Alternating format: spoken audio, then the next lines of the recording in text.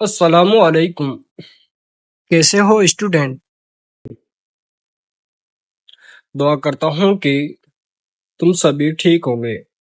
آج بات کرتے ہیں اردو کے سیکنڈ سیمسٹر کے فرسٹ یونٹ کی، یعنی فرسٹ یونٹ سے ہے آپ کے غزلیات، اور پہلی غزل ہے میر تقی میر کی۔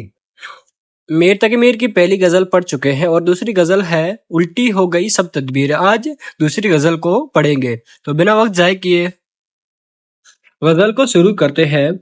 الٹی ہو گئی سب تدبیریں، کچھ نہ دوا نے کام کیا۔ یعنی یہاں پر شاعر فرماتا ہے کہ الٹی ہو گئی سب تدبیریں یعنی اپائے، طریقے، لیکن کچھ نہ دوا نے کام کیا، یعنی جتنے بھی اپائے تھے سب الٹے پڑ گئے۔ دیکھا اس بیماری دل نے آخر کام تمام کیا، یعنی شاعر کہتے ہیں کہ مجھے بیماری لگ گئی ہے، یعنی روگ لگ گیا ہے، اور روگ بھی ایسا ویسا نہیں جس کا علاج ہو سکے، بلکہ روگ ایسا کہ کوئی بھی تدبیر، کوئی بھی اپائے کام نہیں کرتا۔ دل کی بیماری نے میرا کام تمام کیا، یعنی شاعر کی دل کی بیماری سے مطلب ہے محبت، یعنی شاعر کو محبت ہو گئی ہے۔ دوسرا شعر ہے، عہد جوانی رو رو کاٹا، پیری میں لی آنکھیں موند۔ عہد جوانی یعنی جوانی کا دور، عہد جوانی رو رو کاٹی، یعنی جوانی کا جو میرا دور تھا وہ رو رو کر میں نے کاٹا۔ پیری یعنی بڑھاپا، پیری میں بھی لی آنکھیں موند۔ اس میں شعر فرماتا ہے کہ میں نے جو جوانی کا دور دیکھا وہ رو رو کر کاٹا، اور جب بڑھاپا آیا تو میں نے اپنی آنکھیں بند کر لی، یعنی میں مر گیا۔ اور آگے، یعنی رات بہت تھے جاگے، صبح ہوئی آرام کیا۔ اس میں شعر فرماتا ہے کہ انسان کو رات میں جاگنا بہت مشکل ہوتا ہے، لیکن شعر میں کہتے ہیں کہ میں رات بہت مشکل سے جاگا اور صبح ہوئی میں نے آرام کیا۔ تیسرا شعر ہے، حرف نہیں جاں بخشی میں۔ حرف کے معنی ہے دوش یا کمی، یعنی اس کی جان بخشی میں کوئی کمی نہیں ہے، میں اس کی خوبی اپنی قسمت کی، یعنی اس کی خوبی اور اس کی اپنی قسمت ہے۔ تو اس کے حقیقی سے دیکھیں تو شاعر فرماتا ہے کہ اس میں کوئی دوش یعنی کمی نہیں ہے، جان بخشنا خدا کا کام ہے، عزت، زندگی، موت دینا خدا کا کام ہے، خدا چاہے تو اس کی جان بخش سکتا ہے اور اس کی جان بھی لے سکتا ہے۔ اس کی خوبی اپنی قسمت کی، اور اس کی خوبی یہ ہے کہ وہ جان دے بھی سکتا ہے اور جان لے بھی سکتا ہے، اور اس کی قسمت میں کیا ہے۔ آگے ہے، ہم سے جو پہلے کہہ بھیجا سو مرنے کا پیغام کیا۔ اب اس میں مرنے کا پیغام پہلے ہی بھیج دیا ہے تو اس میں ہم کیا کر سکتے ہیں، اس کو دونوں چیزوں کا اختیار ہے۔ چوتھا شعر ہے، ناحق ہم مجبوروں پر یہ تہمت ہے مختاری کی۔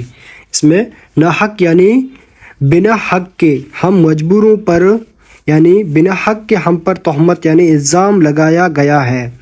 مختار یعنی کچھ کرنے کا حق ہو۔ چاہتے ہیں سو آپ کریں، ہے ہم کو ابس بدنام۔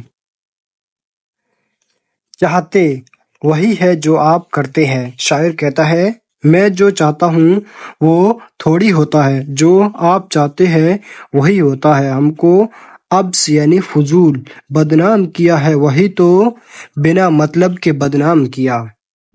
پانچواں شعر ہے، سارے رند اوباس، رند کہتے ہیں شرابی کو، اوباس کہتے ہیں بدماش۔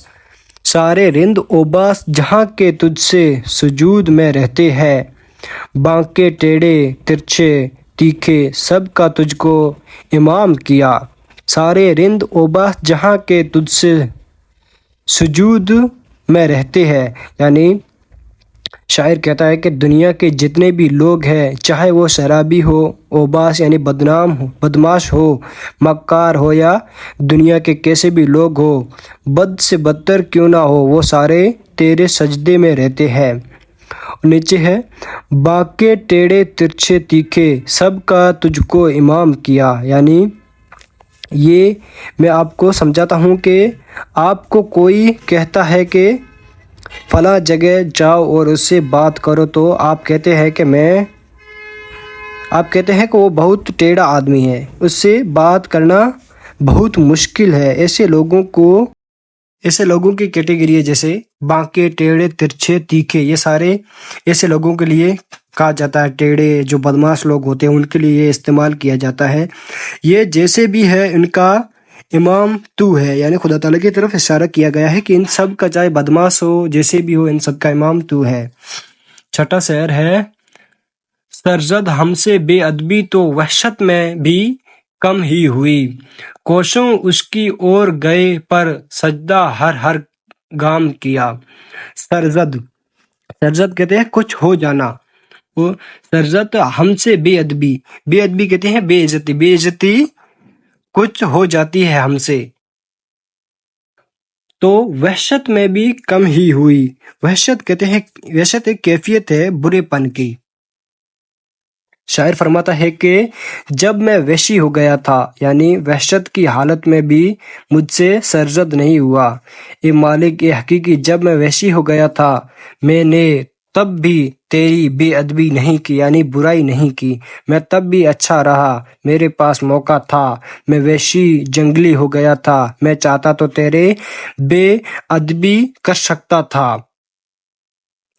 کوسوں اس کی اور گئے پر سجدہ ہر ہر گام کیا۔ کوسوں کہتے ہیں کلومیٹر کو، تو اس میں شاعر فرماتا ہے کہ کوسوں اس کی اور گئے، یعنی بہت دور گئے، کوسوں وحشت کی اور گیا پر سجدہ ہر ہر گام کیا۔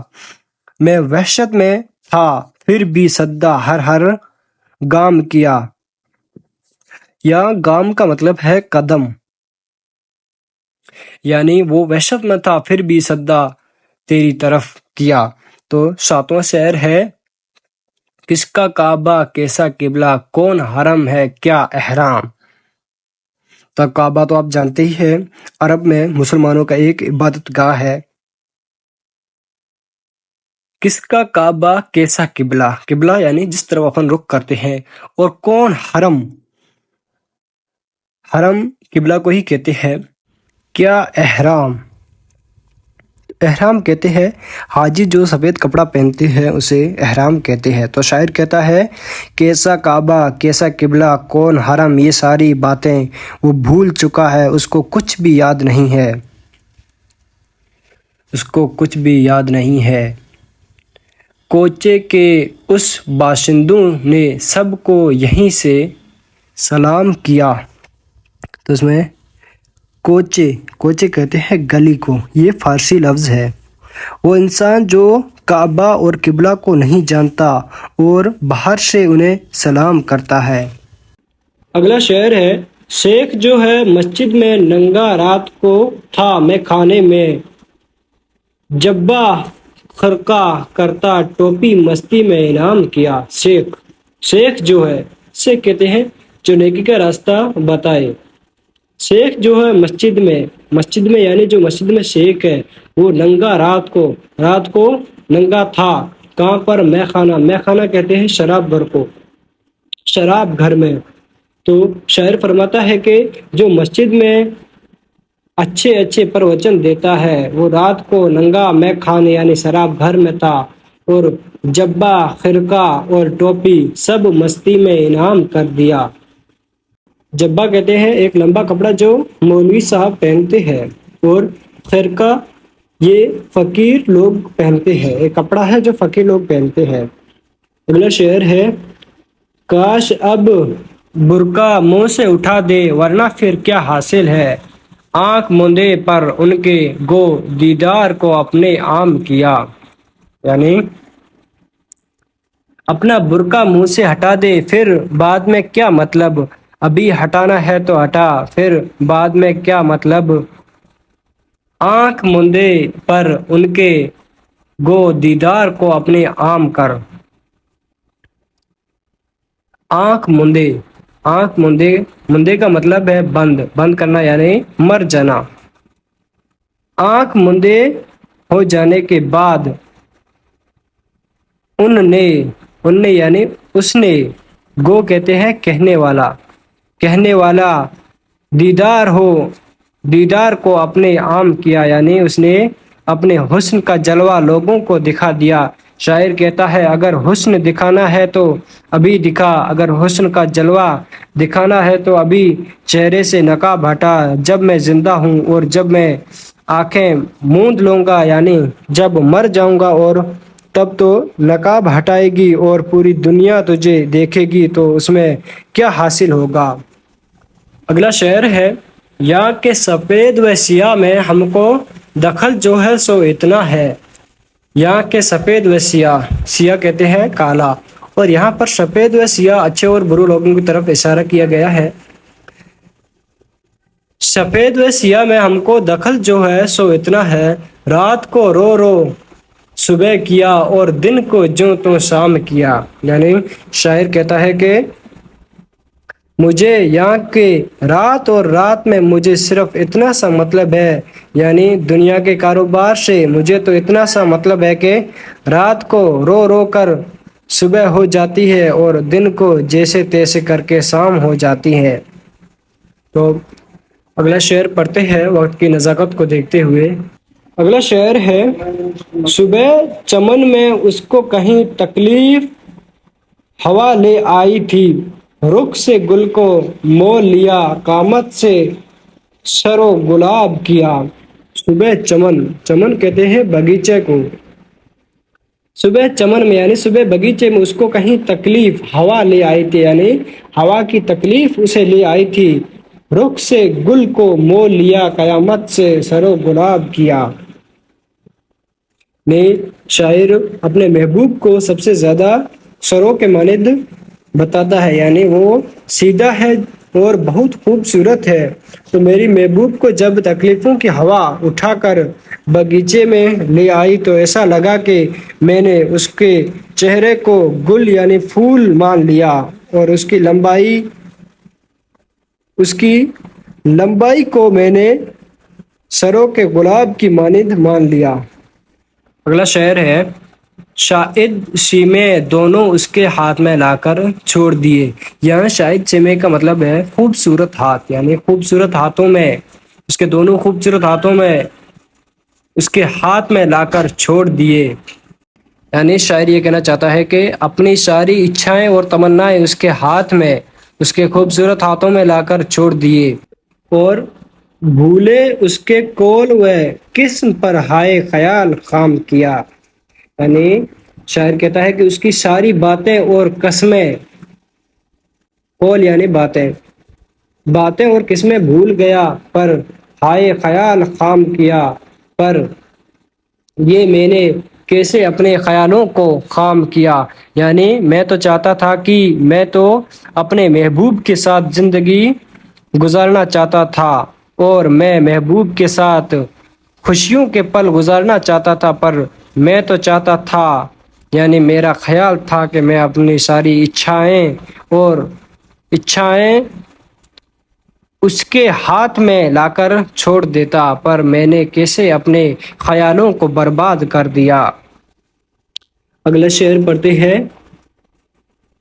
کام ہوئے ہیں سارے ضائع ہر ساعت کی شجاعت سے۔ کام ہوئے ہیں سارے ضائع، یعنی سارے کام ضائع ہوئے، یعنی بیکار ہوئے ہیں، ہر ساعت کی جماعت میں۔ ساعت کہتے ہیں گھڑی اور سماجت کہتے ہیں بربادی، یعنی گھڑی کی بربادی میں میرے سارے کام بیکار ہو گئے ہیں۔